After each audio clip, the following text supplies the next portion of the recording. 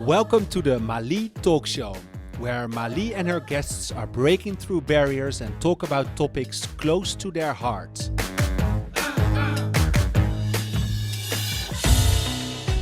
We all have this spark that makes us wake up every day and do what we do. The things that I'm doing when it comes to impact female founder, raising strong community, having a fund that invests in diverse team and female founder is a need, is not something that's nice to have.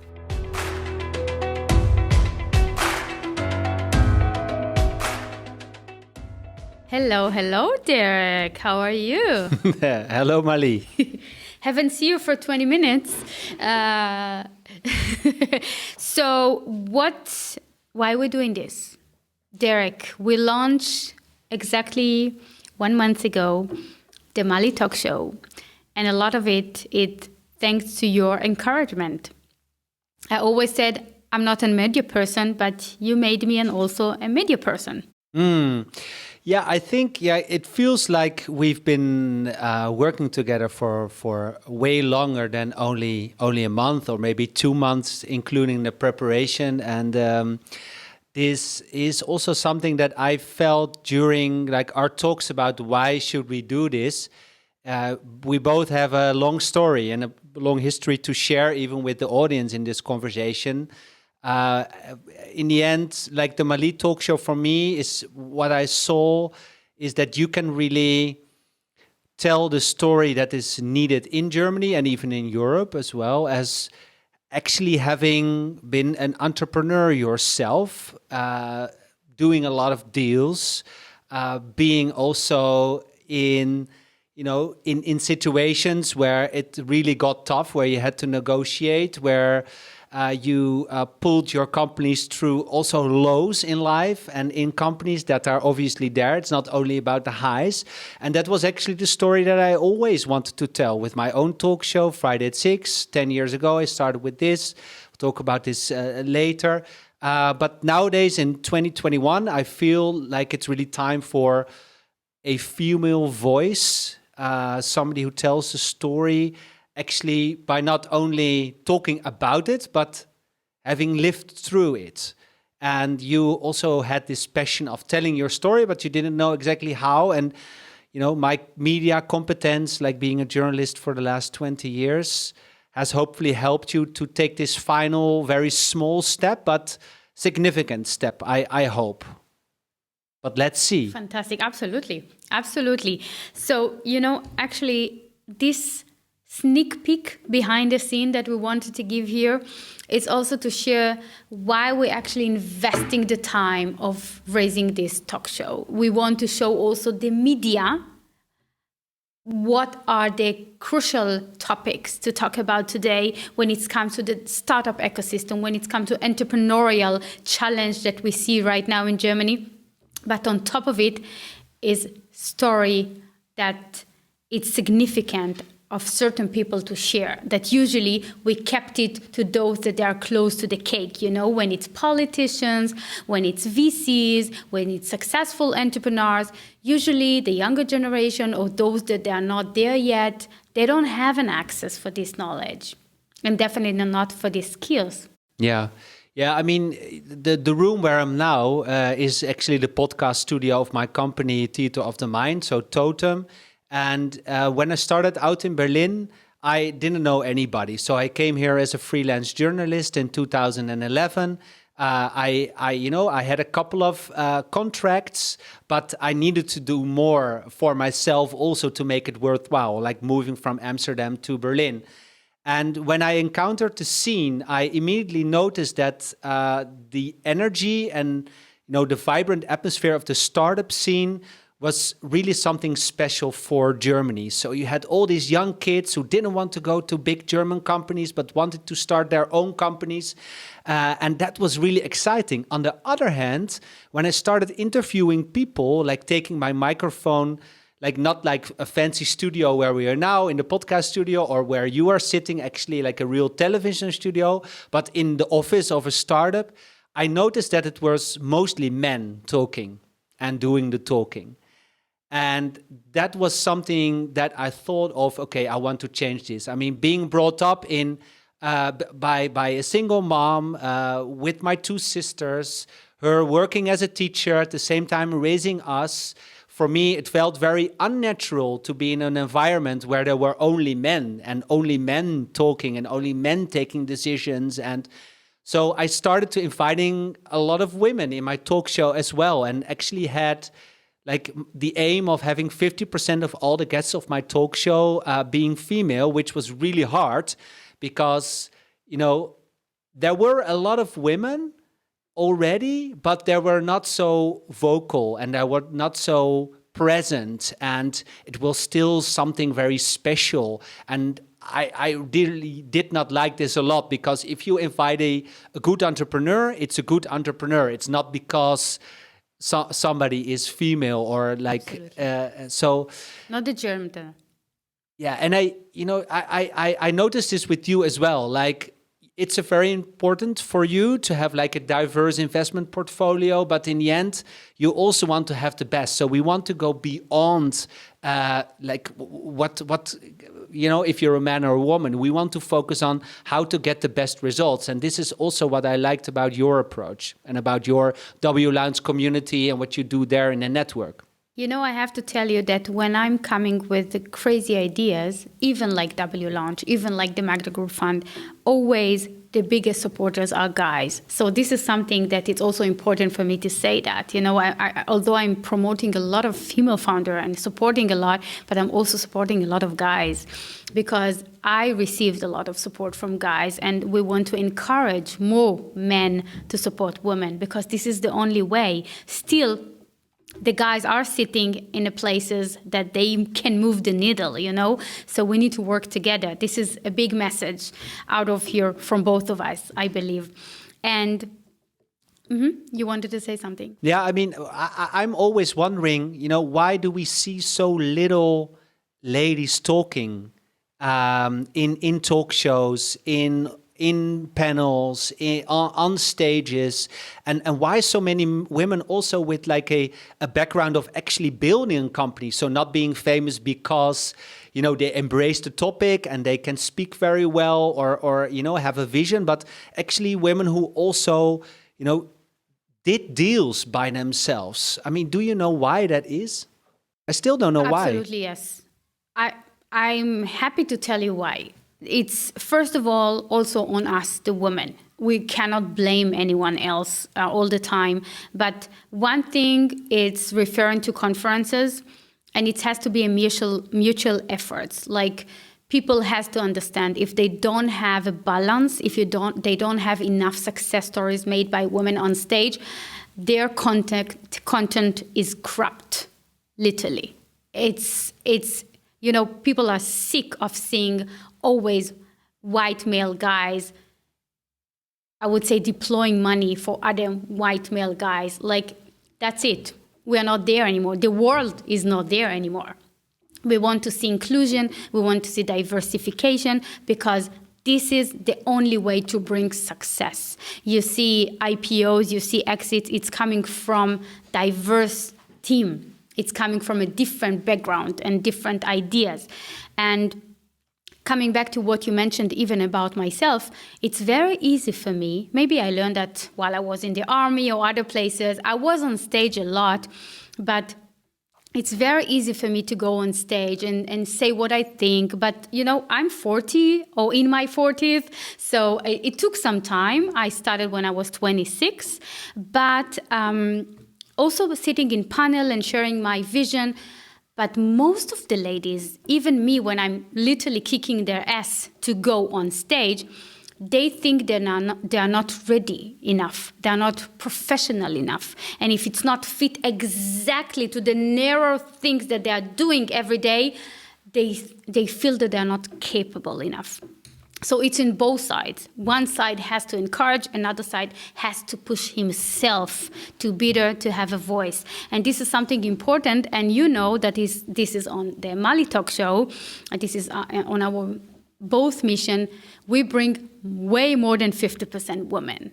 And this is women that, part of them in the beginning, We want to talk about the challenges, and part of them are like superstar in a global level, because we want them to share their skills, share their lows and the ups, as you mentioned, because there's no ups without the lows. And this is something that it's important to openly talk about this. Yeah, and also not to have to deal too much with stereotypes, right? So if you talk about diversity, it's very easy. Okay, let's get a woman on board in the board of a big company, because then we actually have somebody on the board who really listens and not only talks. Or then we have somebody who can take care of the social corporate responsibility of the company. Because that is also, for me, like, that, in my opinion, should be also the next level in Germany. It's like inviting women on panels and conferences and in talk shows because they're good. Because, you know, they have taken a organization to the next level. And I think, and I fear also in that regard, that in Germany, there's still such a lot of sexism, like the whole view and perspective are still so dominated by male views and what we think of men and how men should behave. And in that regard, I also like so much that, you know, because we're both not from Germany, but we've been living here long enough to really understand like the patriarchal and the hierarchical structures that are here in the schools, in the businesses, in the media, in all aspects of life. And I'm really hoping that you, with your interviews and the guests that you get on board, can really change those views on those topics.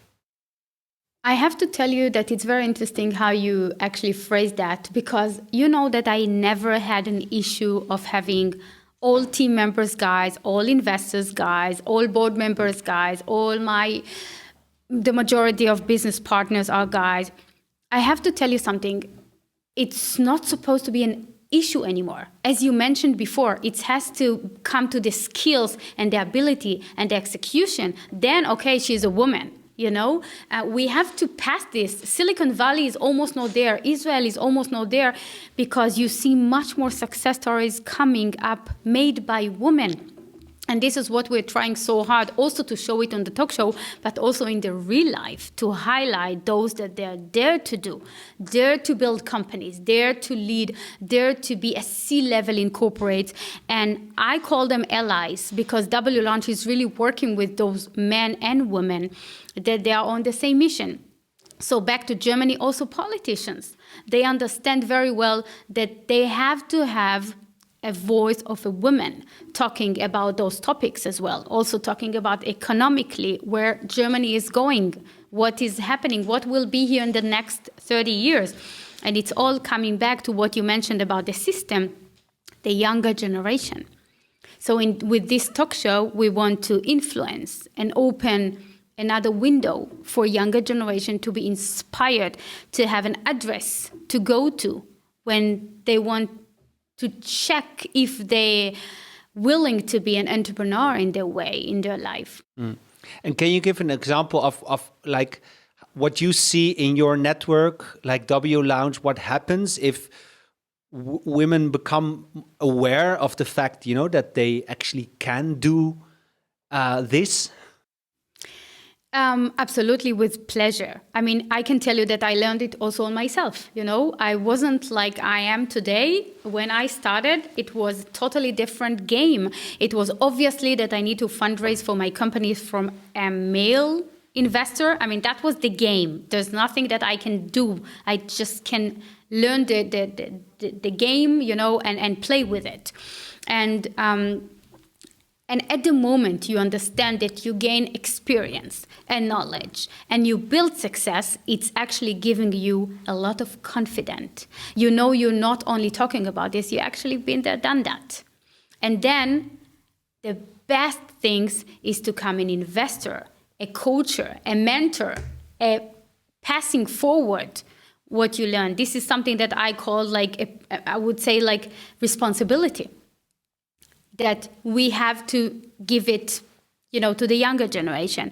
So coming back to Israel, it's very easy for me to say sometimes they are like over themselves, when they have like a big success, which is beautiful to see as well, because immediately they are giving back. They're becoming coaches, they're becoming mentors, and becoming investors to invest in younger women or in younger men.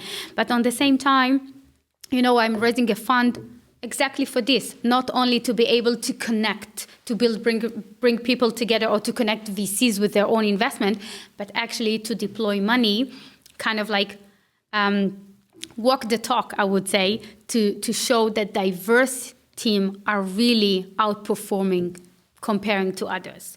And in Germany, we have less success stories made by women. Absolutely, we have a long way to go, that's for sure.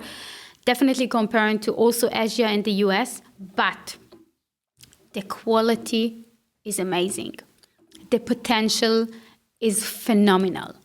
And when you go to universities, when you go to accelerator, you see this, blink in the eyes. Oh my God, we can do it. We just need the support. We just need the network. We just need people, the right people around us. You see it, that's the feeling. And if it will be only 10%, we will work with this 10%. But I believe in it, in them. I believe also in the guys that truly supporting by doing, also younger generation, also female founders. Yeah. But at the same time, then this also poses a risk, right? Because we've just concluded that we don't want to make impact or diversity at the core of what we're doing. We just want to produce a really good talk show, for example, or build a really good company. So how do you tackle then the problem that if you get this image of, okay, I'm going to invest in diversity, that people only think, oh, this is a nice hobby, instead of, okay, this is really going to be an outperforming fund? So I will ask you, why it's a hobby? Why it looks like a hobby? Because you're more human central than only sticking to those companies that you feel that they are only having the product and the market. What about having product, market, and the best team to execute? And as I see the best team, it will never be 3 typical white male guys that telling me that they will do an exit. By the way, I'm sure that they will do an exit. Perfect. But this is not my style. On top of bringing money and making impact, I want to see a different society. And I believe that this is the way to influence. So imagine you give an opportunity for those that usually couldn't have, they will outperform. They will do a 10x just to show that they're capable. And then we build a new generation, new society from a different places, different colors, different genders that can also be part of this. Mm. Yeah, I see what you're getting at. And I think that what you mentioned at the beginning, like that you've actually done it yourself. So you actually build a company yourself by your own hands. This is the only way how you can actually know if something works or not. So it's also perfect that you are therefore the one, raising now money for this fund, because you are the role model that investors should go for. And this is also the reason why I'm very happy to produce this talk show together with you. Although I always think, like, coming from media and being in journalism, I think there's always a very fine line between like a hype or like real value in anything that happens. So you can go over the top with the women topic or with the impact investment topic and burn yourself because people will think it's only a hype. But if you don't tell the story enough and you only go for the clean results without highlighting that you are focusing extra on women, on minorities, on people of color, or on disabled people, then you will probably not make the difference in how other people portray you. And for me, this is always this is such a huge responsibility that I also would like to bear, because I think, I'm ready to do this together with you and together with the team that is producing the Mali Talk Show. But this for me is always the biggest concern. Like, Is it not too much promotion? And is the information, relevant enough? And this always stays a challenge. Also in Berlin, where there's so much money, where you can also, as 3 male white guys, can still raise a lot of money easily. So, it's difficult sometimes. So this is a very valuable point. First of all, let me tell you, I did a lot of mistakes. So coming back to the fund and why I'm doing this, it's try to support people to not go through the same journey or maybe make it easier for them. But as you mentioned self-promotion, let me tell you something, Derek. You actually took me out of my comfort zone and made me think about this, because I always feel very comfortable and very easy talking about my companies, talking about my toys company, production company that we had, talk about my WLOUNGE, talk about the fund. I know the why, I know the vision, I know the mission. But suddenly you put me on the center and say, okay, let's hear you.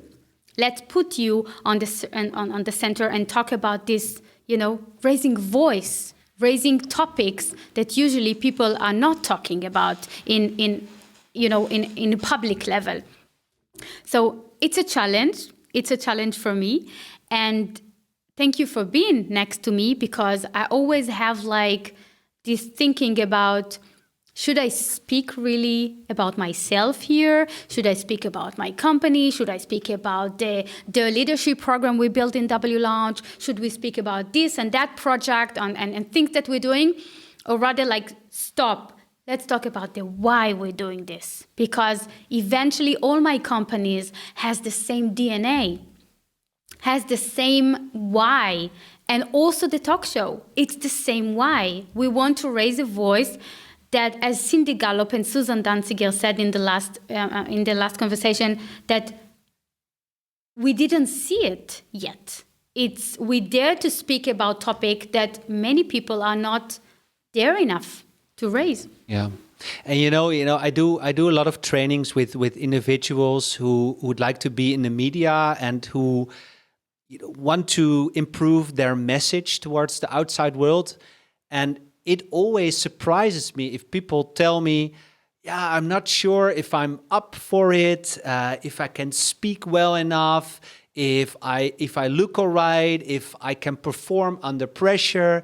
And for me, this is so natural because I've been in journalism now for more than 20 years, and I have encountered all kinds of situations. And if you're just a normal person and you are on a normal job, you are in a normal situation, then in 99.9% of all the trainings and all the things that I've done so far with people, in the end, it's always a walk in the park. It's so easy. Everybody can do this, but this 0.01% of people who don't make it, it's because in the end they find it so hard to actually believe in themselves. And this is usually what you have to overcome in the beginning, is actually you have to take a really good look at yourself, in the mirror, look in the mirror and say, okay, am I up for it? Do I really want to do this in a way that I've never done it before? It feels like standing naked on a stage and everybody's watching you and you have to go through it. And that is such an essential and crucial point for everybody, to go through this awareness where you say, okay, 1 millisecond, I'm going to focus on myself and on my performance. But after this, you've learned it for a lifetime. And that is so rewarding to notice also with you that, once you realized, hey, maybe it's not that hard and maybe I can actually do this, at the same time being in the spotlight, but still servicing the goals that I am, that I want to achieve in my life, then you went for it. And I mean, there's still lots of room for improvement, but I think you're doing an amazing job. And the most amazing thing that you did was in the beginning, saying, okay, I'm going to try it. I'm going to do it. And I'm going to face... We're both taking risk. taking and we risk. will see challenges as an opportunity. and I hope I will make you proud in terms of how I perform, on a media. But you gave amazing tip to our listeners right now, like how to really approach that. But I would love you to say, also to share with the audience, what is the point, also for high-level people, also for beginners, what is the point that you have to understand or you have to acknowledge that you need to have this help? Not everyone are naturally born and raised like go on stage and kill it. But all of us need to be there to be really successful in a business. Yeah. I mean, it starts with taking time for yourself and taking a step back and daring to look at your life from a different perspective than being yourself on a daily basis, being very active and successful. I mean, stepping out of that role for most people is something that takes a little bit of time. And it is also very scary because, if you would look from an outside perspective without any judgment to your own life, would you be really happy? Are you really satisfied with everything that you have accomplished? Or if you would be another person looking at your own life and yourself, would you maybe think, did this wrinkle here on my forehead, or the way how I move or how I behave? Okay, yeah, there's actually a lot to say about that. And would you be really happy also in receiving this feedback and being comfortable also with talking about this with another person? That takes actually a lot of courage, and it takes also a little bit of time. And this is what you have to, actually to be not afraid of, to take this step. And more people than you would think find it very hard to take time for themselves. I know. I see it in politics. I see it in C-level. I see it in CEOs that you cannot even imagine that they will be scared of it, but they are. And coming from media, I have the exact opposite problem.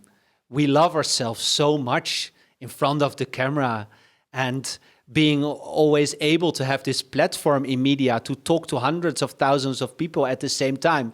We find it so normal that we talk into a microphone and that people look at us. And this is, of course, the risk, right? That we find it too normal and also behave a little bit like with the arrogance of, okay, been done it so many times, it's so easy. And of course, so I always have to, tell myself, this is not normal. And of course, it's very normal if you are a little bit scared, if you start to talk in a microphone or you're going to be on the camera. But this is exactly, what I also hope to achieve, is to, by sharing the experience of having done this so many times to people with maybe a little bit of less experience and less self-confidence, because, I've got plenty to share. And I hope to encourage other people to also take this step, because what it also would mean, that people would see less of me and see more of wonderful ladies and wonderful people taking the stages, doing moderations, doing events. And, that's also good, would also be good, not only for me, but I think also for a lot of men to take a bit of less airtime.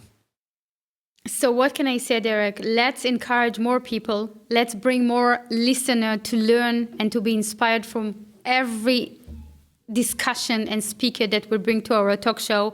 And let's start to roll the talk show. Thank you so much, Derek. Thank you so much for the discussion. Pleasure being here, Mali, and looking very much forward to developing the talk show to an absolutely globally recognized hit.